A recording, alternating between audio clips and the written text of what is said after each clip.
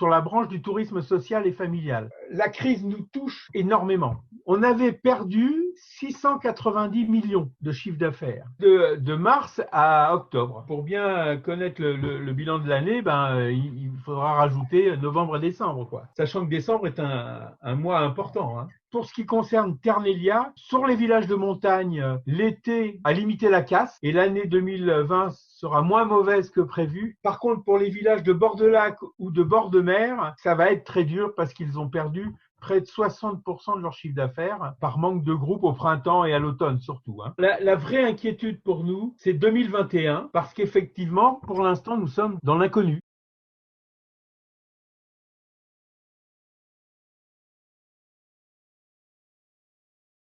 On a fait appel, bien entendu, aux possibilités exceptionnelles de chômage partiel, au PGE, aux aides des régions. Les informations ont été relayées par l'UNAT ou le CNEA ou directement par les ministères. Donc là-dessus, je trouve qu'on a eu une bonne information. Des fois, les petites associations, il a fallu les aider à élaborer les dossiers, mais ça n'a pas été compliqué, hein. Et toutes ces aides nous ont aidé à limiter la casse pour l'année 2020. C'est vraiment très, très dur pour le secteur du tourisme social, qui, je le rappelle, est un tourisme à but non lucratif. Donc, on aurait besoin même de coups de pouce supplémentaires de l'État pour pouvoir survivre.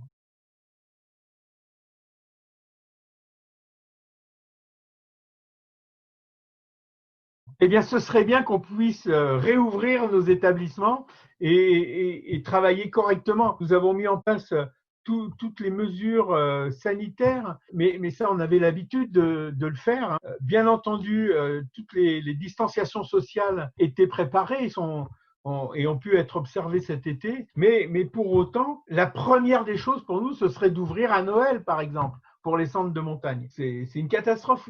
Quitte à ouvrir avec moins de personnes. L'an dernier, on a fini en fin d'hiver, donc c'était moins grave. Alors que là, on a de grosses difficultés puisqu'il n'y a aucun groupe d'inscrits. C'est une catastrophe aussi pour nos équipes de travail, hein, qui sont au chômage partiel, mais surtout pour les saisonniers qu'on voulait embaucher. L'incertitude entretenue par le gouvernement actuel nous pose un gros problème. L'année 2021 elle va être encore plus difficile que l'année 2020.